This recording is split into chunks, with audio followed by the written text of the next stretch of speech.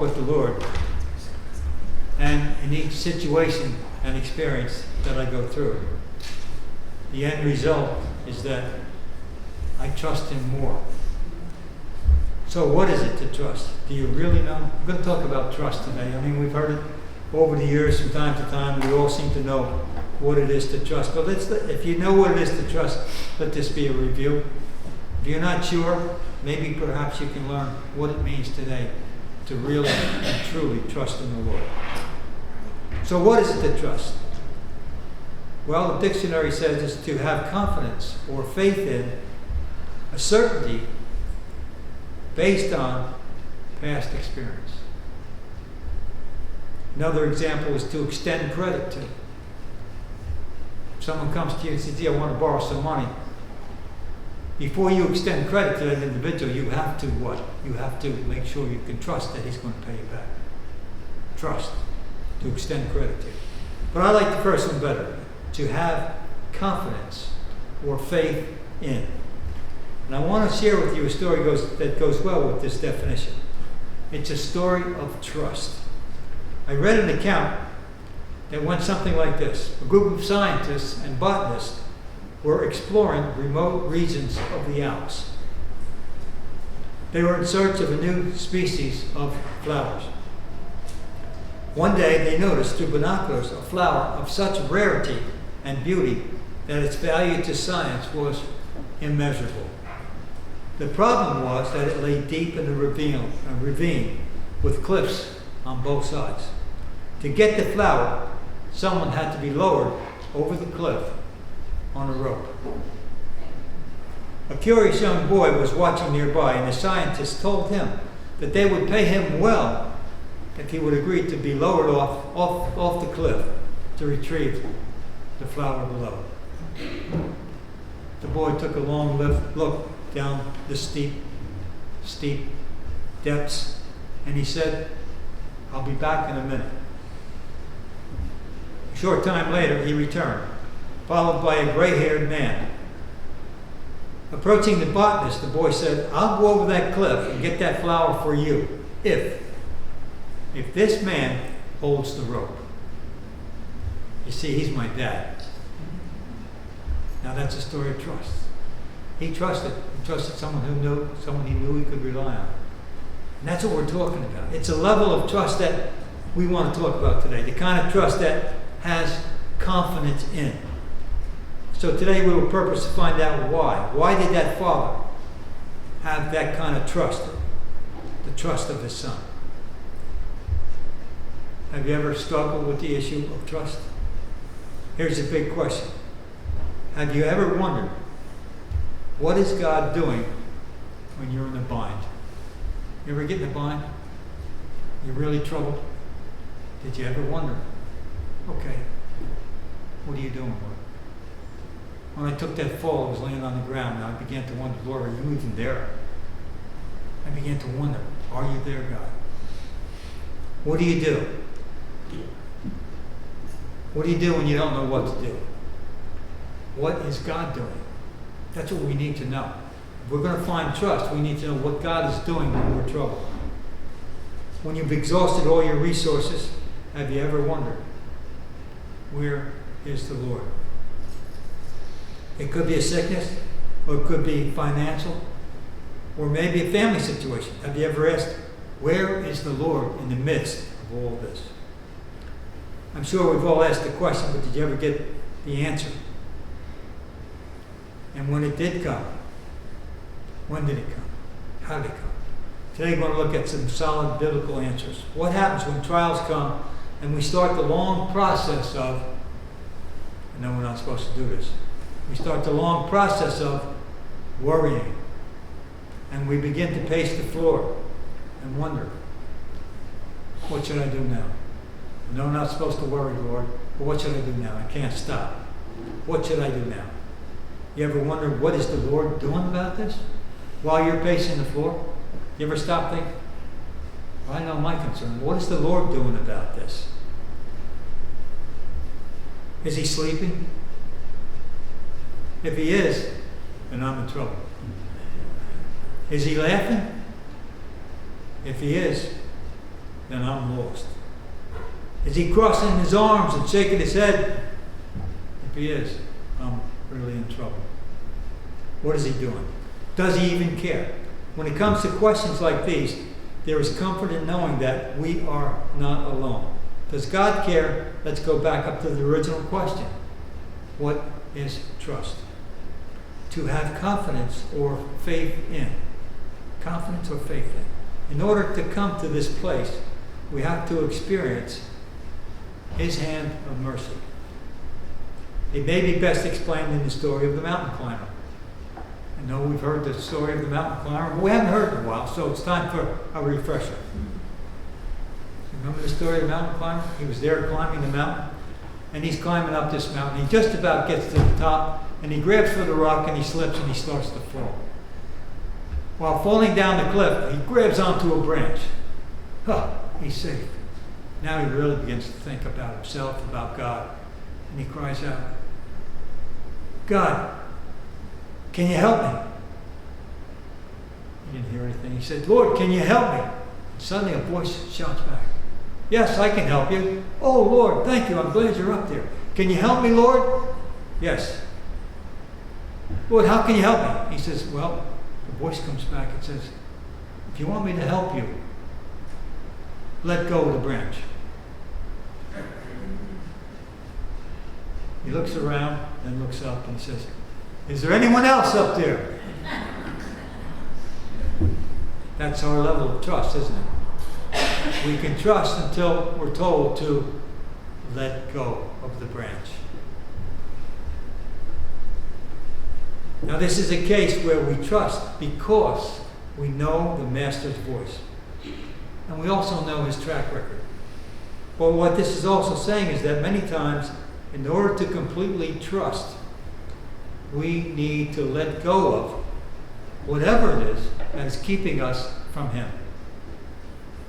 It may be a branch, but most likely it'll be a possession, something that we do not want to let go of, something that gets between Him and us. And the question is, can you let go of it? It's then that we have to make a decision. Do I let go of this and give it over to the Lord? Or do I want to hang on to this? Maybe just for a little while longer. It's kind of a security blanket. Remember the story of Linus? He always had his little security blanket, never let go of it. It could be a bad habit. It could be working for 60 hours a week. Whatever it is, you need to discover what it is. And then, once you discover it, then you give it over to the Lord. So we must remember that when we hang on to it, we're saying to the Lord, we don't want His help on us. That is, make sure you get this. Not if I'm going to have to let go of something that I don't want to let go of. At that point, we are trusting in ourselves. A certainty based on what? Based maybe on your own track experience or your past experience. Now, I understand what trust is. I need to ask, how do I know that He can be trusted? How do I know?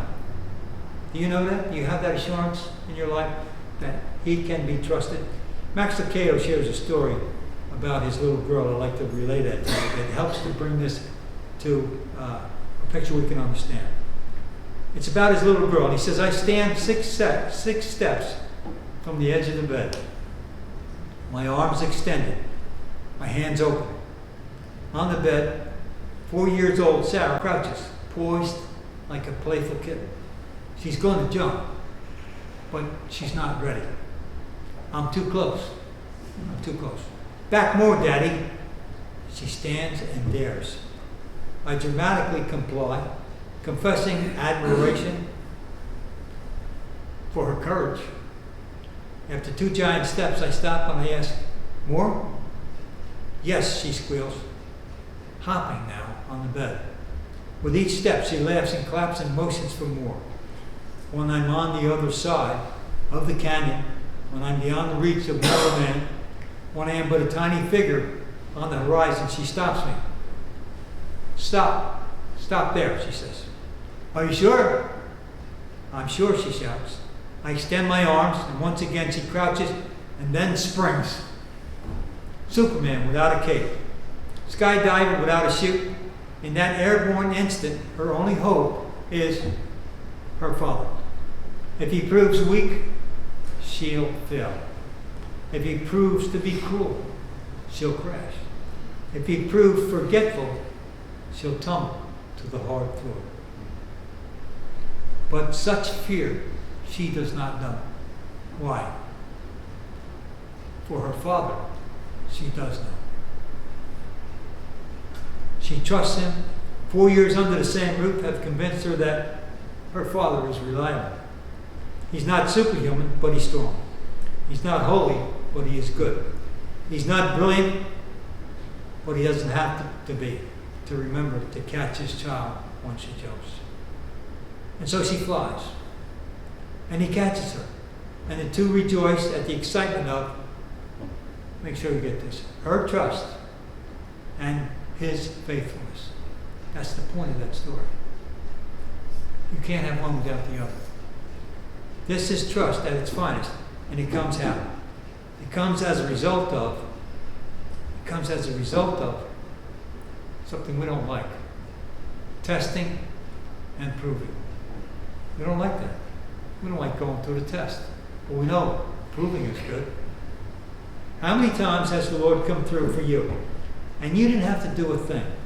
In fact, he told you, there's not a thing that you can do. Just trust. Can you say you can do that? Yeah, you've been walking with the Lord for a long time. Can you say you can just do that? You say, I'm not able. Or you say, I am able. And God says, you're not able. And I am able. I am able, he says. Well, how do I know that? Well, when I read his word, I read that. 2 Corinthians 9:8. Verse 8 says, and God is able. See, I wasn't making that up. God is able to make all grace abound to you, so that in some of the things, in some of the times. Now, if you read that, it doesn't say that. In all things, at all times, having all that you need, you will abound in every good work. He is able. So we know that's a fact. It's in his word. It's in his word. And that's what trust does. It says, I will do it for you.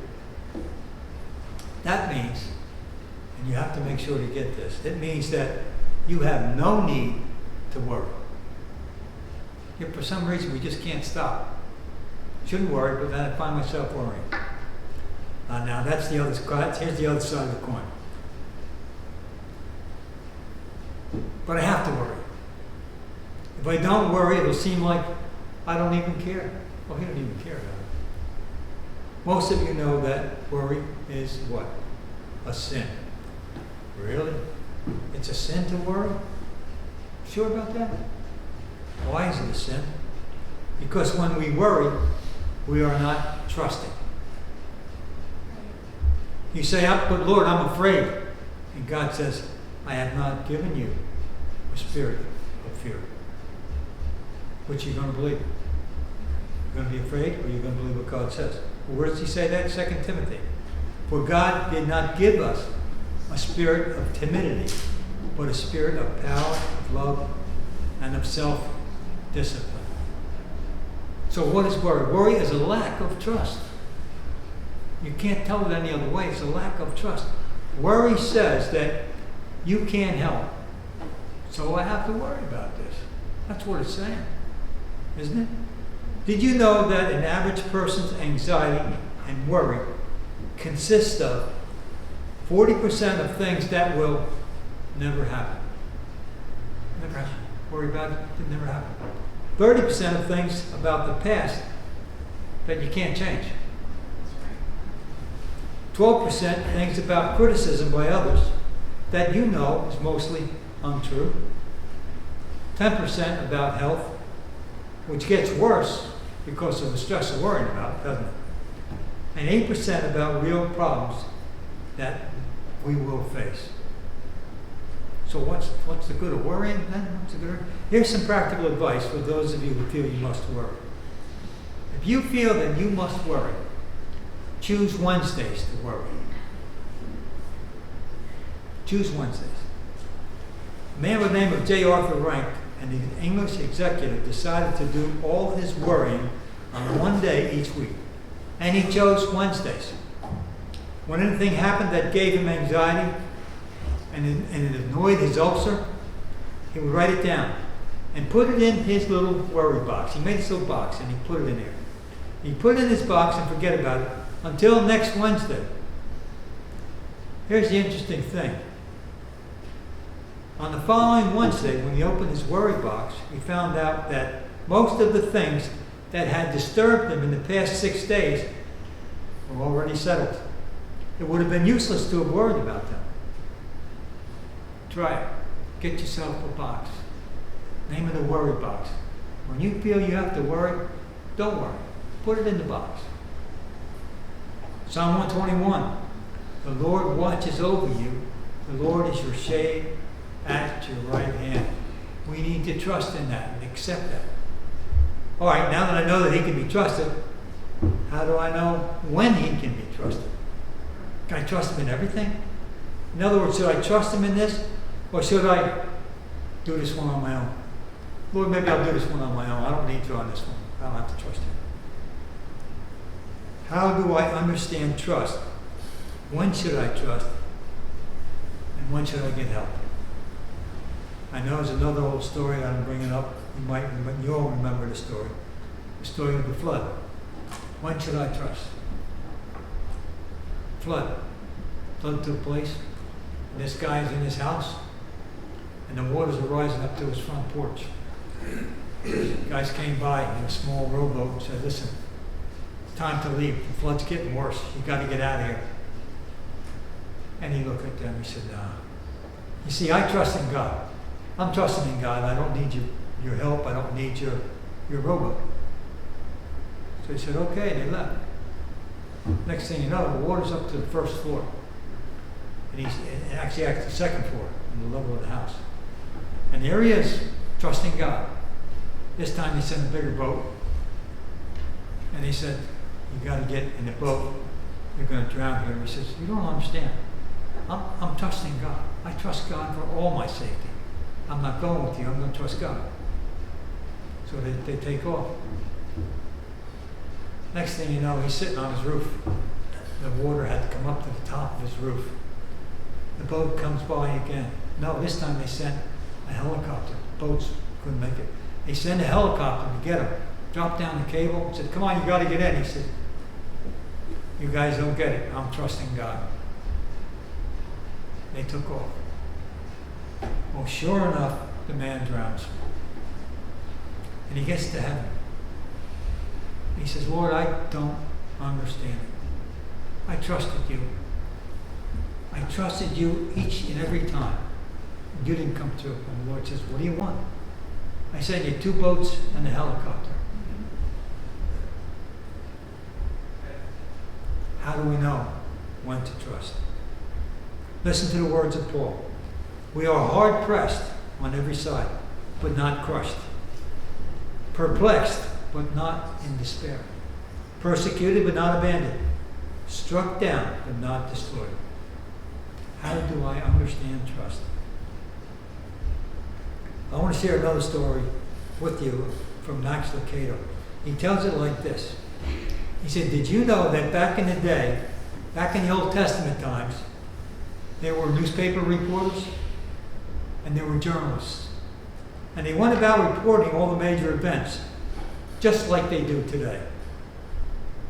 Well, by now you might have figured out that I'm just making that part up. They weren't really there. Well, let's suppose that they did. And let's suppose that there was a reporter, and he was doing an interview with none other than Moses himself. So you have 2 people in this story. The interview is between the Holy Land Press and Moses. So it starts out, the Holy Land Press says, Moses, tell us about your conflict with the Egyptians. Moses, oh, the Egyptians, big people, strong fighters, mean as snakes. But you got away. Not before they got washed away. You're talking about the Red Sea conflict. Moses, you're right. That was scary. Well, tell us what happened.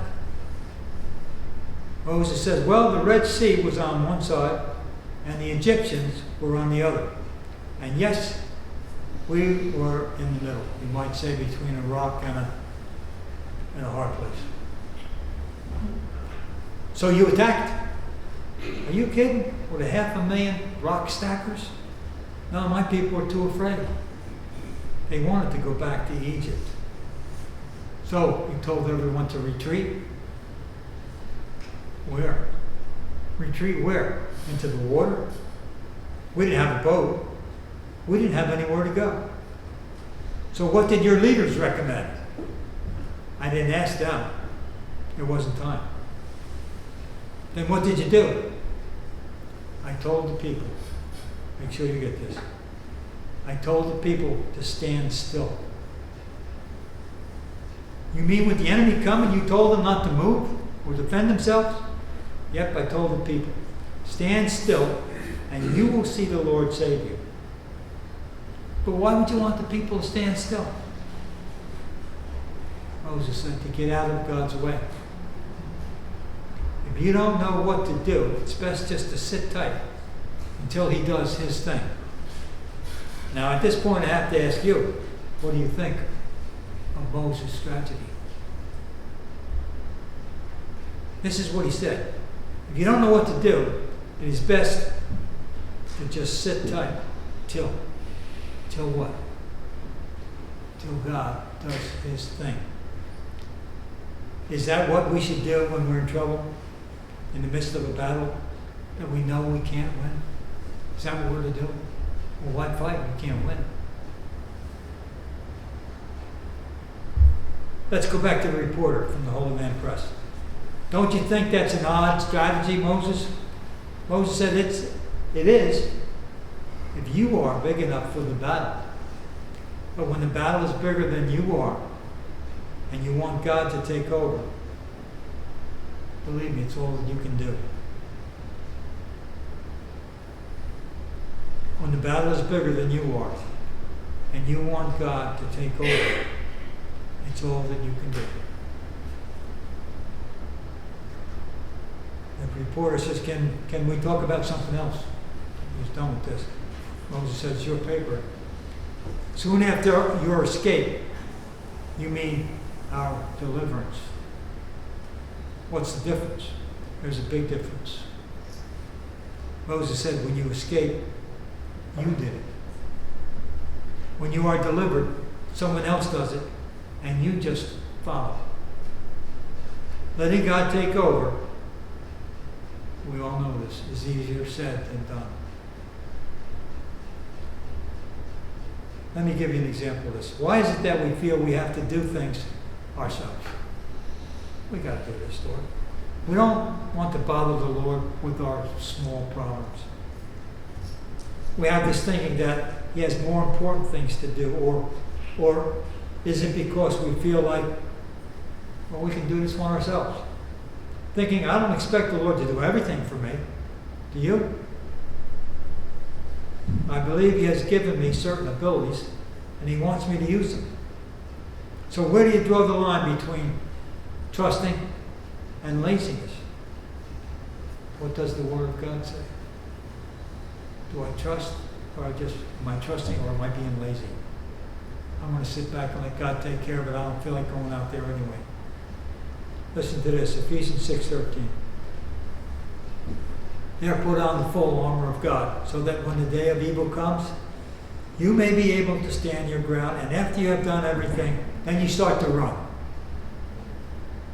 Did you get that? Nobody got that, huh? You're not reading that. You got to read that. That's why I put it up there. Then you start to run. That's not what it says, is it?